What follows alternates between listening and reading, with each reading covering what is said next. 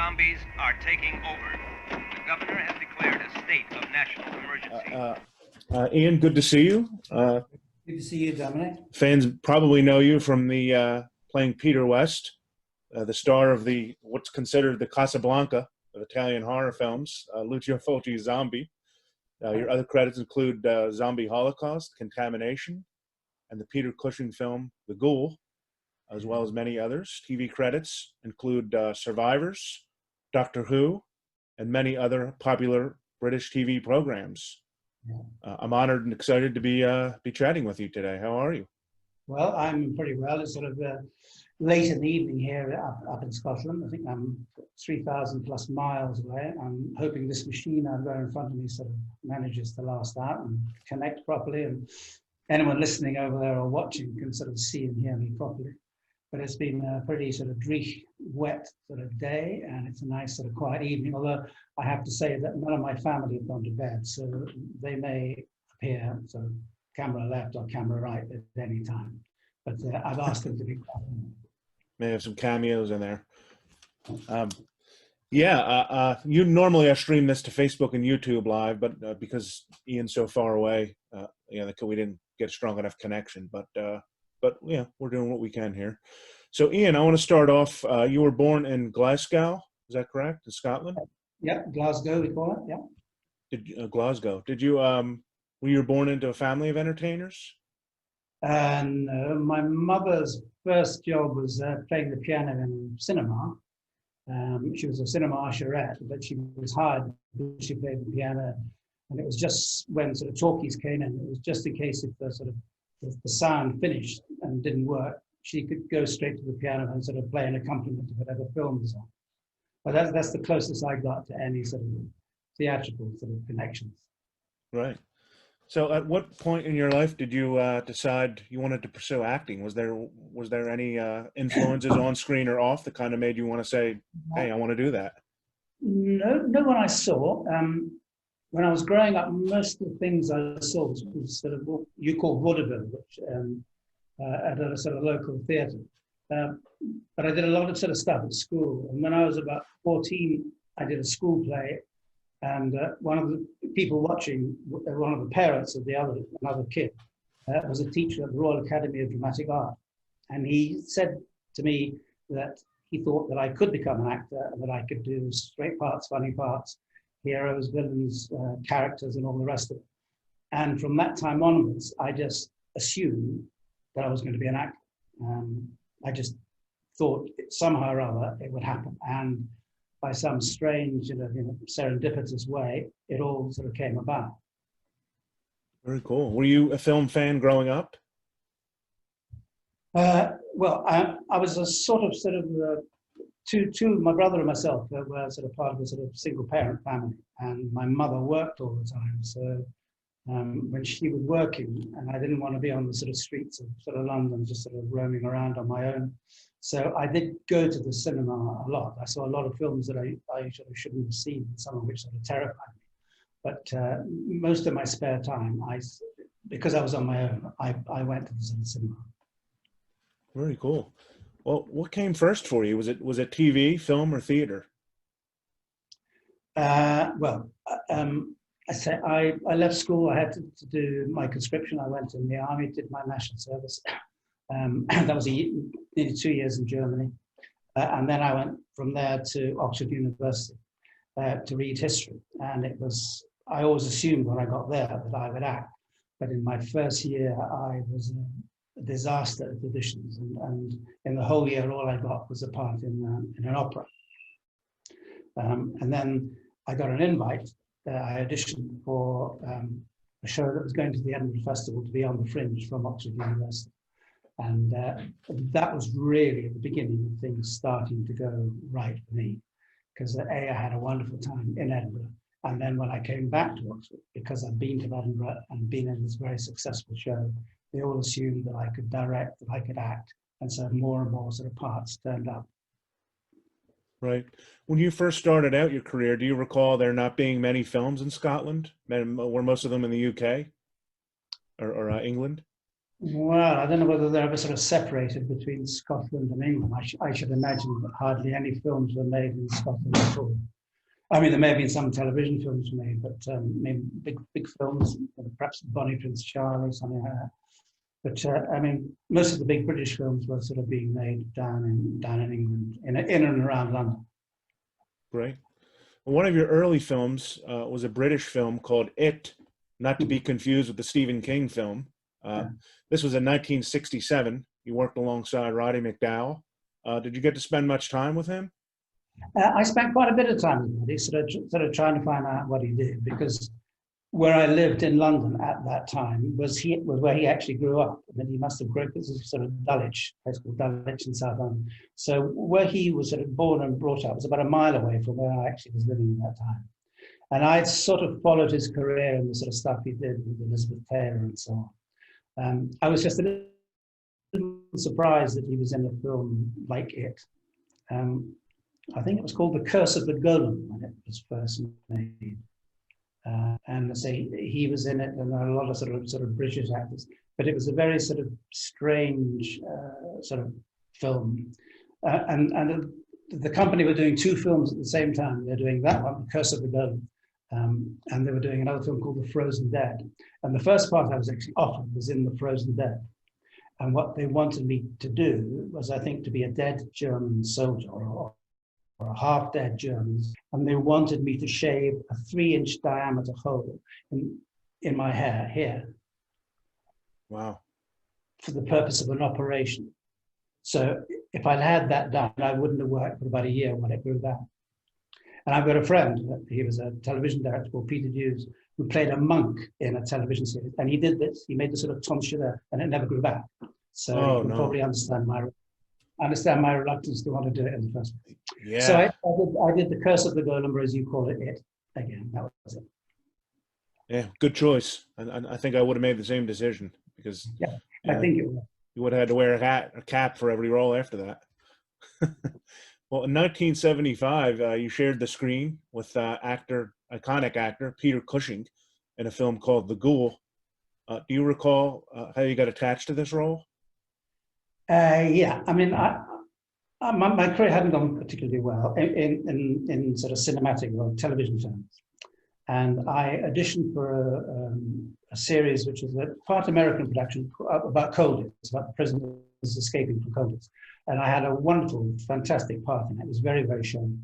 And everyone said, well, once this episode is shown, the phone just will not stop ringing. I mean, you'll be made. So the episode was shown on television, and for 10 days, the phone didn't ring at all. And then suddenly, it never stopped ringing. And I was being offered series, I was being offered films, I was being offered theatre work, all on the strength of this one sort of role in coldness. And one of the things that came out was this film that you're talking about called The Ghoul with Peter Cushing. Now, I'd actually met Peter Cushing before. I'd been down with a friend to sort of have a Sunday lunch with him in a place where he lived on the south coast of England called Whitstable. So I sort of knew him in a sort of social way.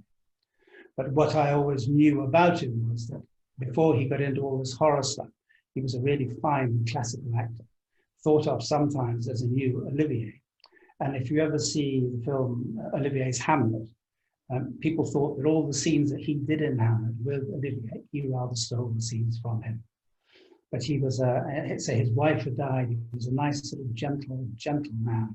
And actually the sort of person you rarely, if ever, meet on a film set. Do you remember any kind of impression, anything he taught you or any kind of impression he gave you as far as acting? No, I never. I think the only person I ever asked about acting was Richard Burton. No, I mean he was a very, very sort of shy man. He talked about his wife a lot. His wife had died. He was desperate to join her in a strange sort of way. And the pictures you see on the set were all of his wife. I mean, he was just ultra professional. If he wanted to, he could never be out of work. He obviously made a huge deal of money, but he lived, on his own at the seaside. He also went for a swim in the sea. And the sea at Whitstable, I can assure anyone watching the States, is pretty miserable.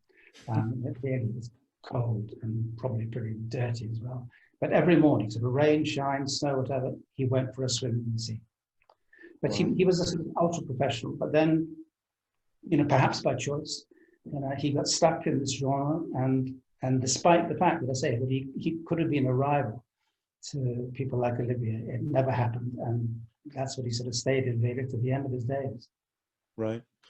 A lot of the Ghoul and a lot of Hammer UK horror films were filmed in castles and churches and these big stone buildings. Do you recall the Ghoul there being any kind of difficulties with lighting or cameras getting the right shot? No, I mean, the great thing about Ghoul was the director was Freddie Francis, and he was a genius at lighting, and he was a lighting cameraman. That was what his profession was before he went in. I don't think he had a long career as a director, and in fact, he only directed because his son was the producer, or the film was only made because Freddie Francis was going to direct it. So, I mean, there were never any sort of problems with things like that, because I say he was an absolute genius at his work. The only thing I noticed between doing sort of films there and the three that I eventually did in Italy was that in Italy they did things 5 times faster. British crews seemed to take their time and they did things, and there were always lots of breaks coming up, which they didn't have in Italy. And even lunch just in Italy just seemed to be a cup of coffee. So there was a different sort of work ethic. But sort of technically, and it was all really done in a studio, and a few sort of scenes shot sort of outside, especially because there were some beautiful cars that we drove. And my happiest memory of a day on location was waiting to do some shooting. And I was in a little sort of a little hut perched on the top of the quarry. And I was in the hut with John Hurt and another actor's name, I can't remember the moment. And we just talked and gossiped about all the things we'd done, all the people we knew. And we weren't called all day long. And it was just the funniest day I've ever had on any set anywhere in the world. Yeah, well, I did want to mention John Hurt. He went on to have a pretty big career after the Ghoul. Yeah, I met John just after he'd come out of RADA. he came to Oxford. His first wife was an actress called Anne Robertson. She was doing a play, so he came up and I met him sort of briefly, and then he went on and did sort of various films and one about the sort of penguins. But to me, sort of looking at my contemporaries, I sadly John's no longer with us. But of my contemporaries, the only two that I really admired were John Hurt and Derek Jacobi. And the rest, I thought, never sort of came up to the standards of all the people that I sort of hero worshipped when I was growing up. Right. Are you a fan of the horror genre? No. No. I never was. I mean, I'm delighted to be, and I'm delighted to find that there are obviously so many fans who delight in sort of watching them. And it is astonishing to me that 40 years after Right. it first came out, there's 2 generations have gone by, and people are still sort of queue up or buy Blu-rays, DVDs, or whatever. Yeah. Yeah. Well, I found that most actors who work in the genre are not a fan of it. So it's kind of funny. It's maybe that's why they do so well with it. You played Greg Preston in a TV series called The Survivors, which oddly enough hits close to what we're dealing with now. It's about a germ that's wiping out the world population. The series was created by Terry Nation, who went on to create one of the biggest shows on TV, Doctor Who. Did you spend much time with him on The Survivors? And can you talk a little bit about working on that show? Well, I've just been interviewed for an article in the magazine about Terry Nation. And what he said was that once he'd written something and submitted it to whoever had commissioned it, he wasn't interested in it again.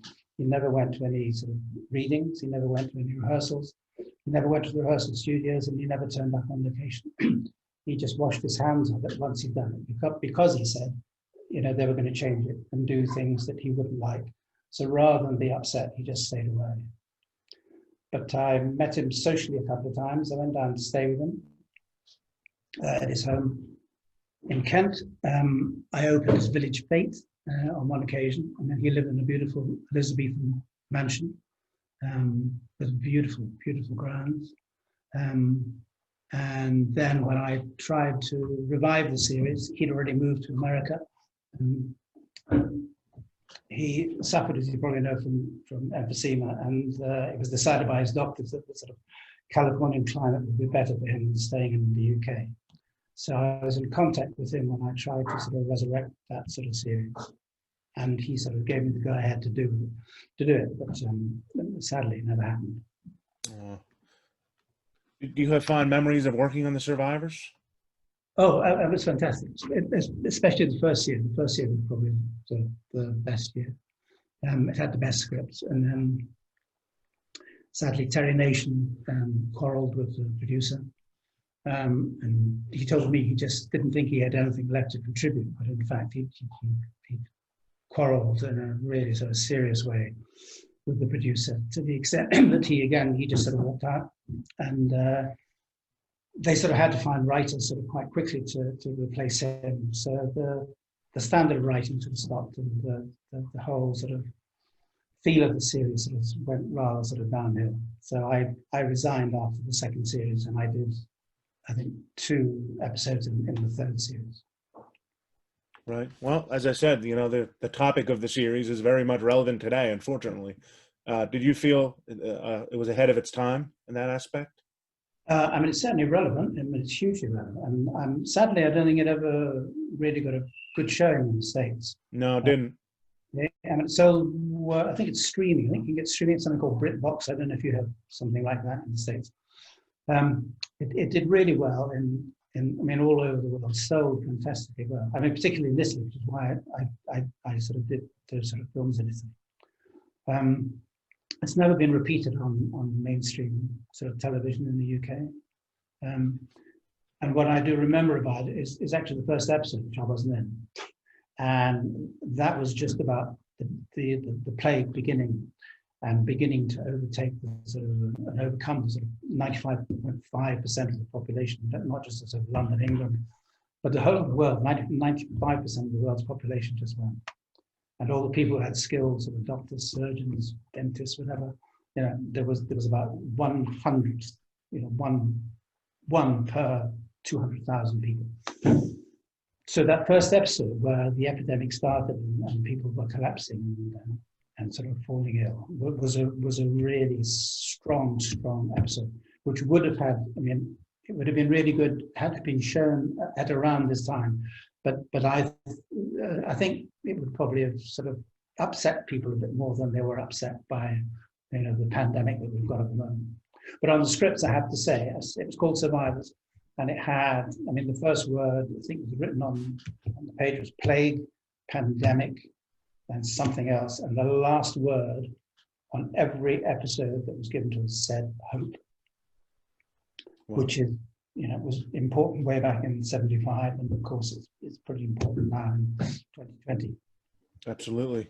Well, hopefully we get to see that at some point. You know, I keep looking for it here. You can only see clips of it on YouTube, but the quality's not great. You know, so hopefully somebody does a Blu-ray and remasters it and puts it out here. I mean, it was sort of done as an outside broadcast, and the camera crew were people who normally did football matches, I mean, soccer matches. Right. And nothing like it had ever been done before. And when you see it, it looks a bit bizarre, mainly because of the lighting, but that's because it was all done on video cameras. And I say, which normally we're taking pictures of football matches. Yes. But it was the storyline and the sort of, and the characters in it that sort of kept it going. Right. Would you say that doing TV work or film work is your preference? And what's the challenge in each? I prefer doing stuff outside. I'd say that. I don't like working in studios. So I like location work rather than studio work. And there's usually more location work I've found anyway with my films, doing films rather than sort of television. But you have no sort of control really in either. You've got more control on the television set than television film than you have in a sort of cinematic thing. You know, because the director, the cameraman, the producer, whatever, they all want their sort of bit, and what you think doesn't really count for very much. So of the two, I prefer television. But of the three, I mean, I would have to say that I love acting on stage more than doing television work or cinema work. Wow. Okay. Interesting. Well, I guess when you do theater, you kind of get an instant reaction to your work. As far as when you do film or TV, you have to wait till it comes out and then get the feedback from fans. So I guess there's that aspect as well. You know, it's instant gratification on stage. Well, I mean, you know, they're in front of you. Right. You can sense whether it's working or not working. If you want them to feel a particular way, you can do it. Which, I mean, people who have that sort of cinematic magic. I mean, like people like Tom Hanks, they can do it on screen. But I know that I can do it in theatre. I know that I can control an audience. And of course, you in the theatre, you get to play these huge classical roles, which you would never ever get a chance of playing on TV or in a movie. Right. I enjoy most, as well probably as doing some sort of comedy work as well. Well, in 1979, you got the role that most of your fans relate you with, Peter West, in Lucio Fulci's film Zombie. What attracted you to this role, and were you excited about going to Italy? I was attracted by money I was offered, which was $7,000. 7 weeks location work in New York, the Caribbean, and Rome. A leading part, first class fare, and the offer of taking anyone I wanted, partner, girlfriend, whatever, giving them a first class flight to any location that we happened to be working in. But it was the fact, it was really the first big international film that I had a chance to play a leading role. And although I laughingly thought it was going to be like a Hammer House of Horror type. Not quite. It didn't turn out that way, but I wasn't aware of that either when I read the script. Or despite seeing some of the handiwork of the sort of makeup man, despite that, I really still thought that it was going to be like a Hammer House of Horror. And fairly sort of horrific, but not, it was quite gentle in a way. Right. So you were not familiar with Lucio Fulci's work prior to this? I'd never heard of Lucio Fulci. No. Okay. I just presumed that he was, one of many people, and I should have actually sort of checked up on what he'd done, because when you look him up with what he'd done before he did, Zombie, or we call it Zombie Flesh Eaters here in the UK, he'd just done a massive. He'd made many films. Had huge experience. He'd been to the Film Academy with some of the greatest directors that Italy has ever produced. So his background in the business was really fantastic. To me, that was not. He was just, as I've said in various conventions and articles. I mean, he reminded me of Benny Hill. He looked just like Benny Hill. He had a combination of Benny Hill and Jacques Tati. He had a very silly hat, strange glasses, his round sort of chubby face. And because he looked like Benny Hill and he was a bit histrionic at times, I pretty often found it difficult to sort of take him seriously. I mean, I had to eventually, but I mean, he was to us, to the English actors. I mean, we were all sort of classical actors. We just knew that we would do what we had to do. We'd say the lines with conviction. We'd sort of turn up on time, and we'd do what we were paid to do. But he was a little bit short with some of the other people on it, and he was a bit of a shouter, and he was a little bit of a bully to one of the sort of cast sort of girl in it. And he did a lot of shouting at, and got really, really angry sometimes because he didn't think she was doing what he wanted her to do. And there's a story that Richard Johnson tells that after one scene with her, he saw Fulci throw himself on the ground and start digging his hands into the ground, picking up her and putting it in his mouth and chewing them.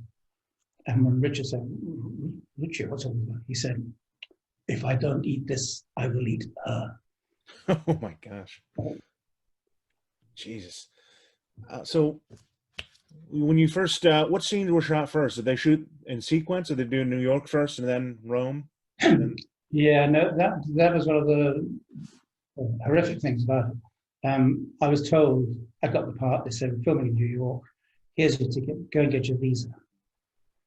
So I went to the visa office, and I handed it in, and they said, lady at the counter said, why are you going to New York? So I'm going to make a film. And she said, yeah, what's that? So it's an Italian film. And she said, and what's the name of the company that's doing it? And I said, Variety Films. And I was really chuffed. I was very proud and happy to tell her. And she wanted to. She said, just, and she went away. And then she came back and said, we have no record of any company called Variety Films who have any permission to film in New York. So I suggest you get in touch with them and find out exactly what you are doing in the United States and come back and see us tomorrow. And I realized that I'd made a sort of faux pas, but obviously unconsciously. And I went back and I rang Rome and I said, what do I do? Because I obviously want to make the film. I don't want to lose doing it.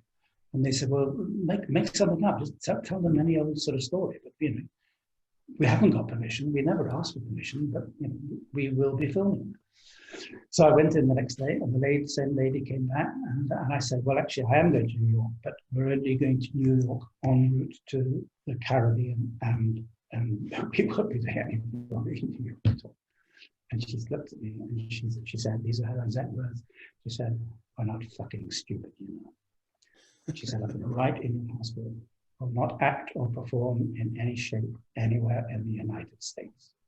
And I've still got the old passport upstairs. She wrote that on it. I got my visa. Off I went.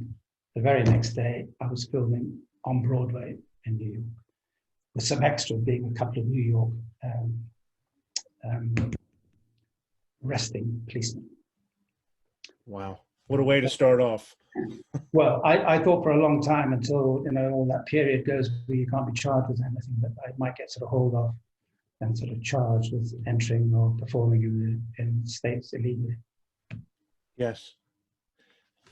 And when you finally got to Italy, with the Italian crew there, were they okay to work with? Did they give clear instructions? They were a real deal. I mean, they looked after you. They helped you. They didn't get in your way. They invited you to their homes. They invited you to go out and eat with them in the evening. Because you probably know, it's quite a lonely business when you go out on vacation, and especially in a foreign country, especially if you don't speak the language. So the fact that they were so hospitable to me was a huge sort of bonus of sort of doing the film. Plus the fact, I said, I was only there in Italy because survivors, the serious survivors, had been been a biggest hit in Italy than anywhere else in the world.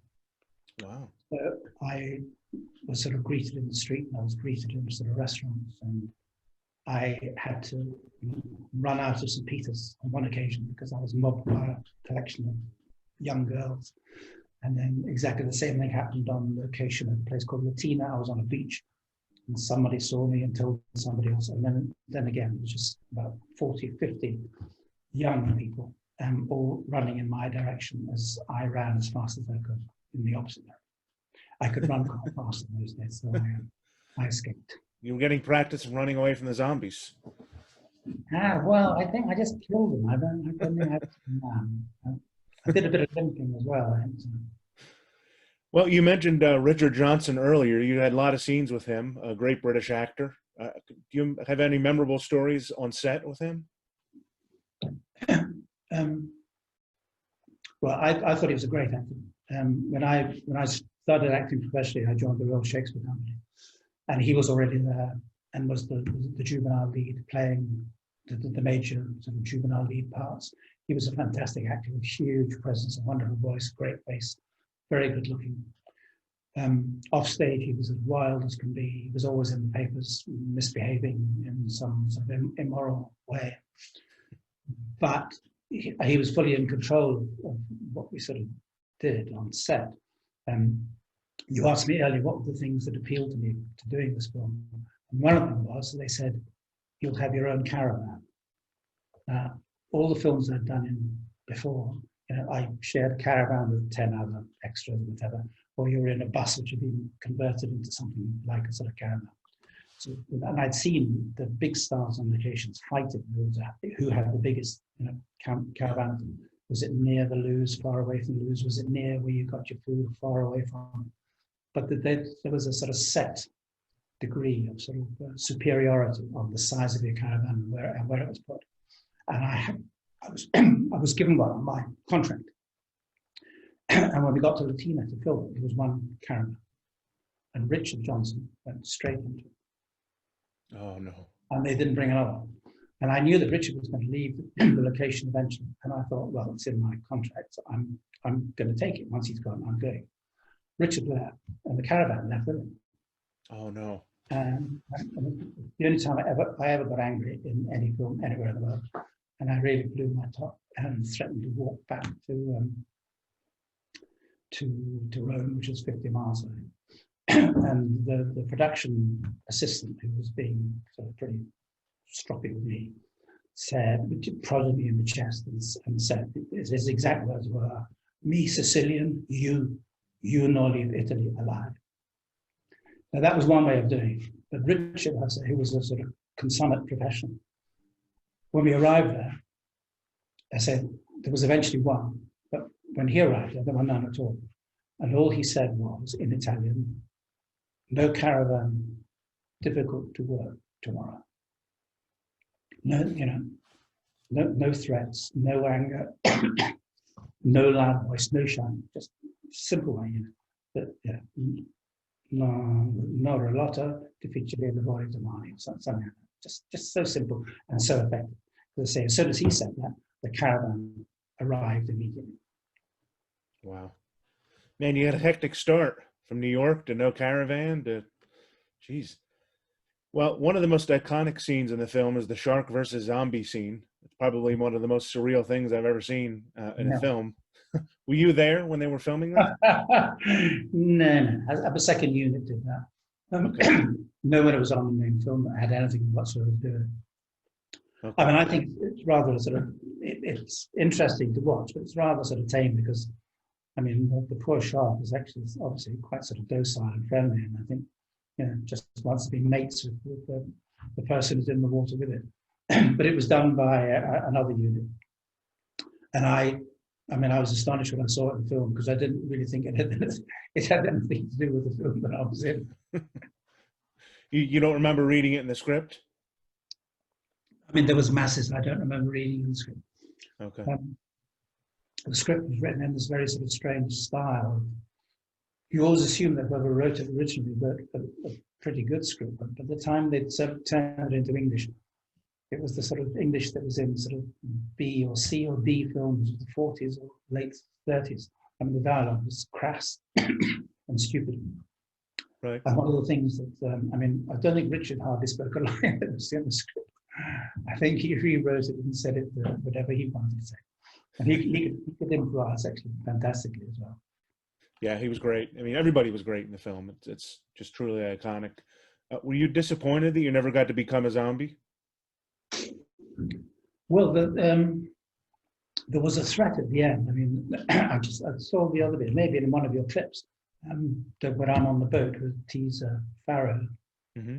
and you have all the New York scenes and the radio stuff going on in the background, and then you hear a knock of someone thumping at a door, and it's the dead Pierluigi Conti downstairs as a zombie coming back to life again, and he's going to on a boat in the middle of nowhere with nothing to, and that he's going to eventually break free. And I thought that should have been the end of the film, but I'm eventually going to be a zombie. Oh. But I was quite happy to survive to that point. Yeah, you almost made it. Do you recall seeing Zombie for the first time with a live audience? I saw it first properly with a live audience in Edinburgh at a sort of film festival, and I was astonished because they knew the script better than I did. They knew all the dialogue, they joined in, they clapped, they cheered. It was a surreal experience because I thought, I was going to be watching a horror film, but they just indulged in it and just sort of loved it. And people when they come up to the convention, they were never sort of horrified or or put off by anything. It's just something that, you know, becomes part of your life and sort of living. And these people in Edinburgh, I mean, it was, I mean, I was really absolutely astonished. Please, I mean, fantastic.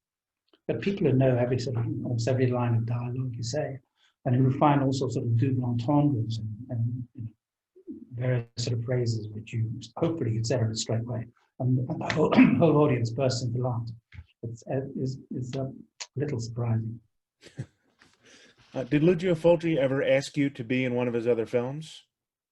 No. I did that one. I don't know how long it was before he did another one of his horrors.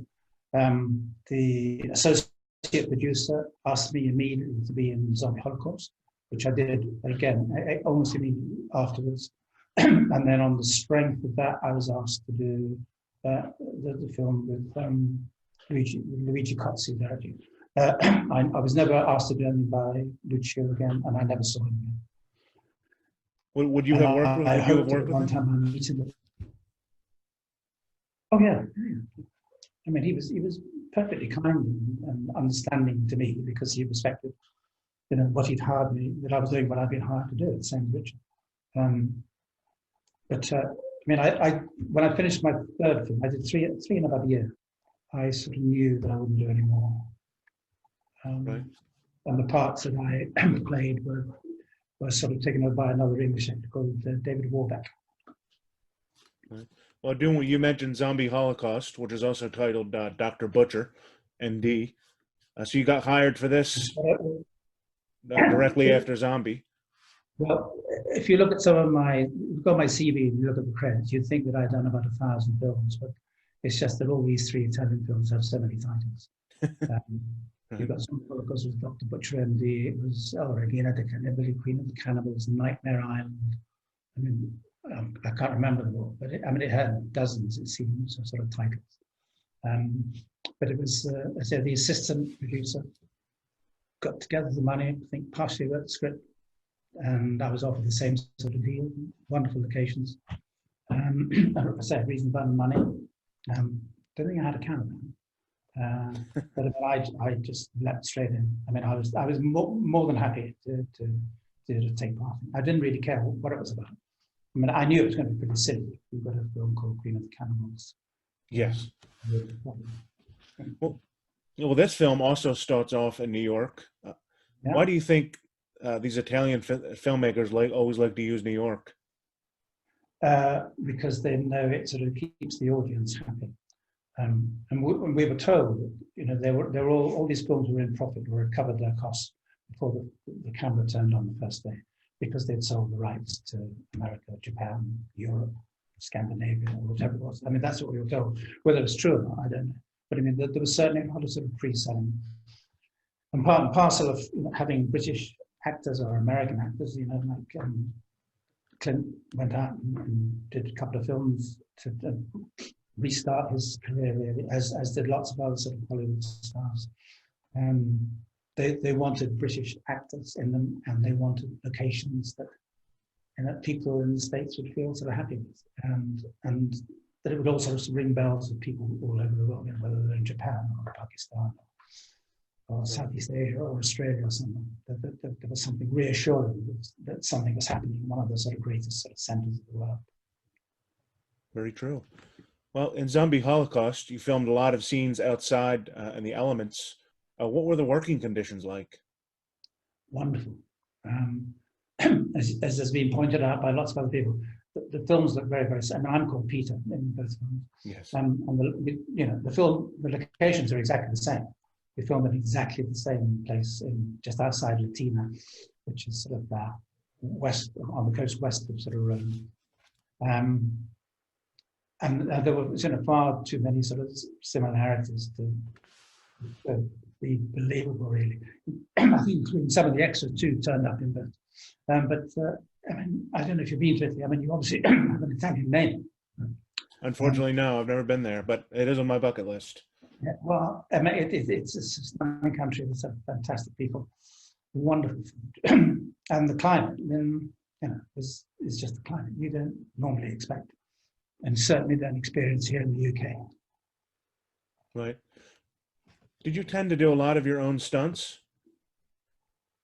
When I started, when I started doing television work, which had stunts of riding horses, sword fights, and all the rest of it, I usually insisted on wanting to do my own stunts because I thought I was better than the stuntmen that were doing. And I thought I could also do them. I was pretty good at fencing. I was good at riding, good enough anyway to do it. But it is pointed out to you that if you make a mistake and you get hurt, then the whole production just stops. So from a professional point of view, however arrogant you are, I mean, you really just have to realize that you shouldn't really be doing it. And people who do it are a bit sick. But I mean, one of the reasons why I did it was one of the first television series I did was called Flight of the Heron. One of the leading stuntmen was actually a friend of mine. But he just kept making mistakes, and if he had to fall off a wall, and he put down his sort of bags and cardboard boxes on the side of the wall that he was going to fall off, he'd fall off the wall on the other side. I mean, he wasn't really very good. And when you've got people like that, and who, when they're fighting, when the sword's coming down, they say to you, don't show any fear. Just put your sword up to stop it, and don't cower. When he was on screen, I mean, he cowered. I mean, he was dreadful. But what I loved about him was that he did at least have a sort of sense of humor. And this is a line I've always remembered. He was on a television program being asked, he'd written a book, and asked that, and the interviewer said, "Are you married, Derek?" And he said, "No, I've always been round-shouldered." So, despite the fact that he wasn't a very good stuntman, he had a nice sense of humor. Well, I guess if you're the stunt guy's doing your character scenes, you want him to look good because it's essentially coming back on you. Because the people watching think it's you. So it makes sense. Your third Italian horror film, which we had mentioned briefly, was a film by Luigi Cozzi called Contamination or Alien Contamination. Were you aware that this was a ripoff of Alien? I suppose I was, but I wasn't really sort of worried about it. I mean, I just wondered how on earth. I just assumed that the original film must have cost millions and millions and millions to make. I knew one of the best exciting scenes it was when again, another old friend of mine, Ian Holmes' stomach sort of burst open. But I don't think. I think they said, that it always had to be because of the sort of title, Alien Doer. But again, the eggs, the eggs look very similar as well. But I just thought, it's New York again. It wasn't the Caribbean, but it's Colombia and it's Rome, and a nice amount of money, staying in beautiful hotels. I mean, when you're offered things like that, you can't really turn them down, I think. Was it refreshing for you to be battling aliens instead of zombies or cannibals?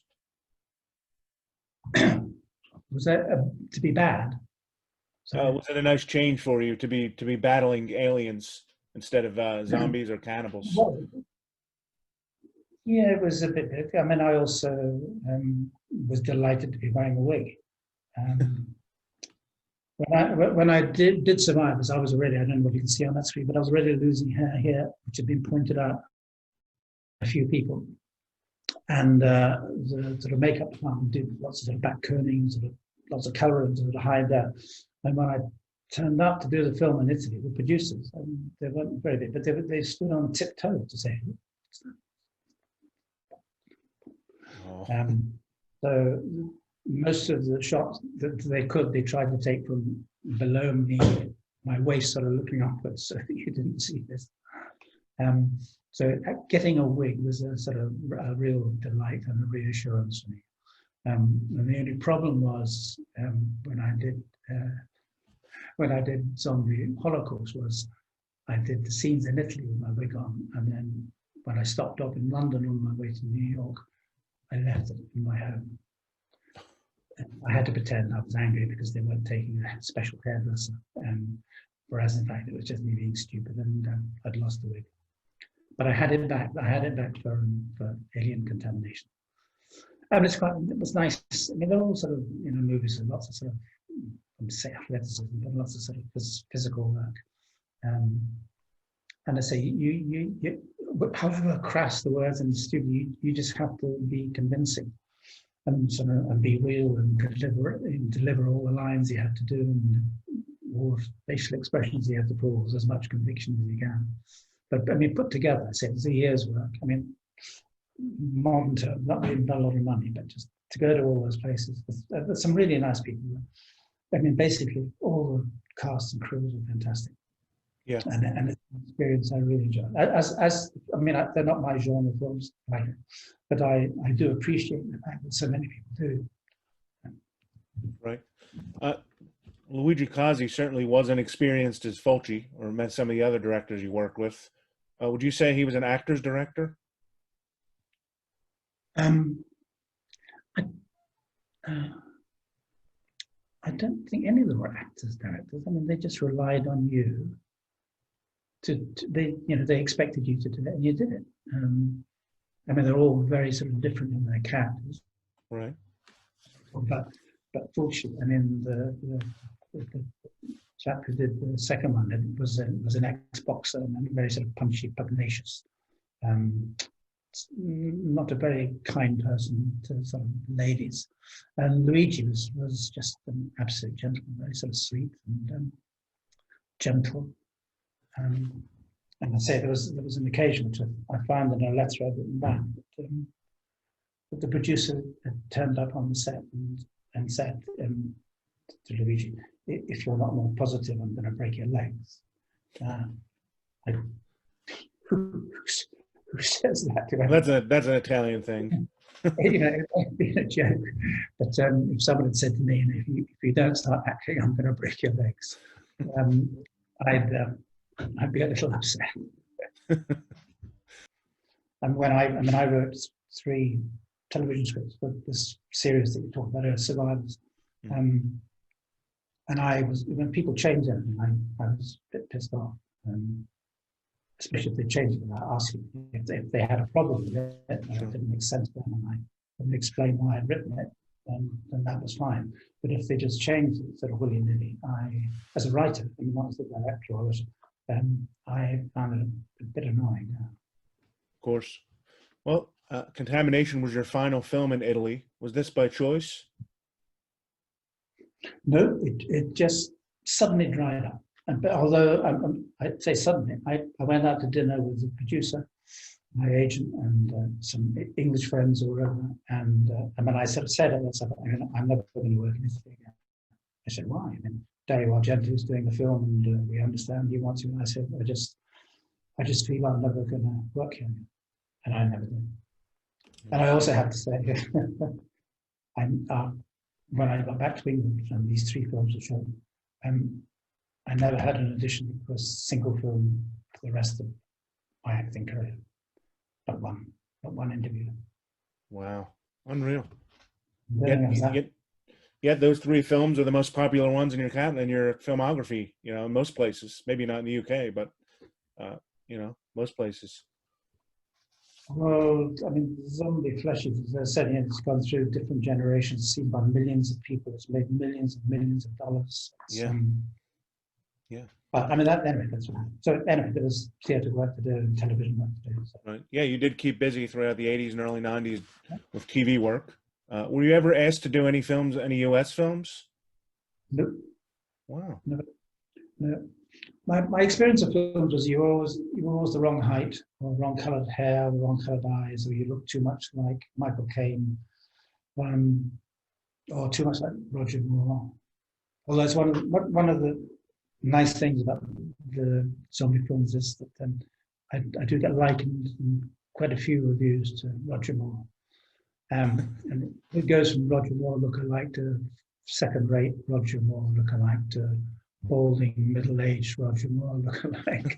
So there's a decline in sort of similarity to Roger Moore as it goes from one film to another, or one review to another. Well, looking back at your great career and all the places you've worked, what would you say was your favorite city that you visited? Rome, I think. Rome. Rome all the time, because New York in the winter's hell. but it is a magical, magical, magical place. But yeah,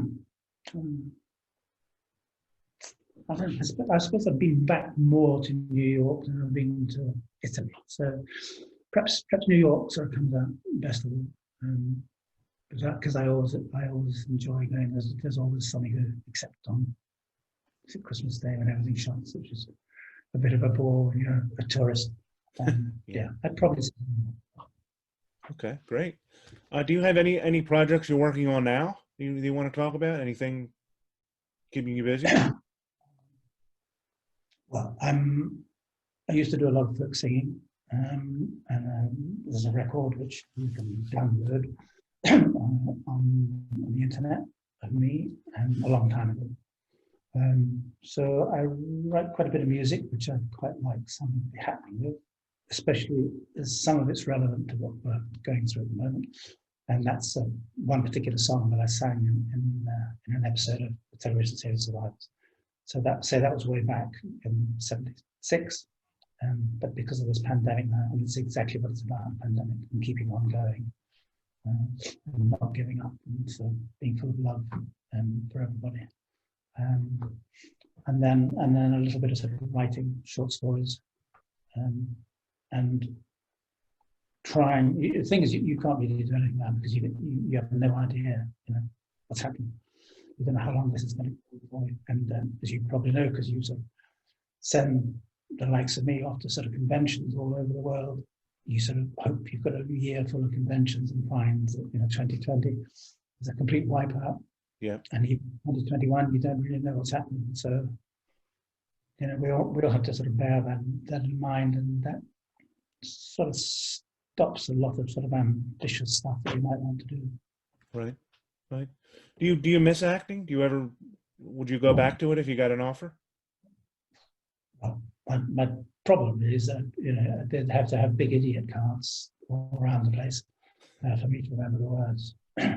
And I wasn't very good with idiot cards in the first place. One of my first televisions was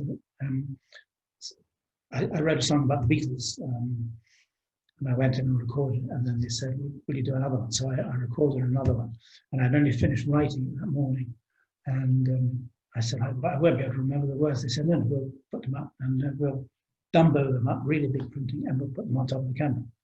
So I said, all right.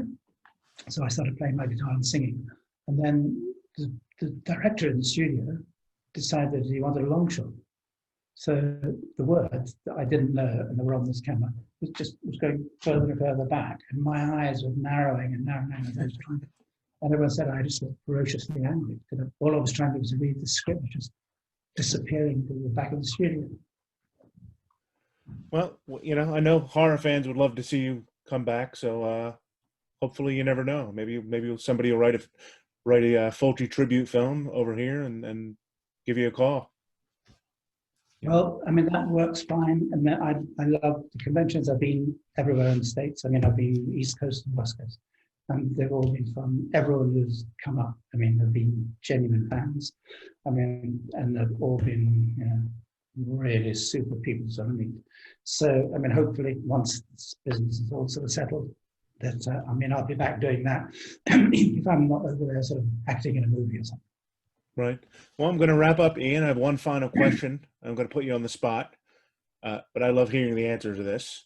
If you could pick one actor to work alongside you, any actor, and any director to direct a film with you as the lead, who would you pick for the director? Who would you pick to co-star with you? They have to be still alive and people you've never worked with before.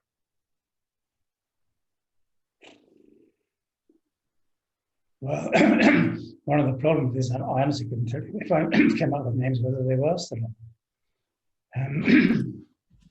But because he took me into the theatre and had been my first sort of mentor when I joined the Royal Shakespeare Company, I would want to work with Peter Hall, but I mean he sadly is sort of dead, and I don't know enough about the sort of young ones to know how good or what bad they are. Perhaps I don't know who I'd like to do something with. because again, most of them have sort of gone as well. But I talked about going to the Edinburgh Festival. That's way back in 1960. And one of the directors there was a young guy. He was at the same college as I was. He was a bit older than me, called Ken Loach. And he then went on to be an internationally celebrated, medal, multi-awarded film director. And when I auditioned, I also said he'd been in this opera that I did.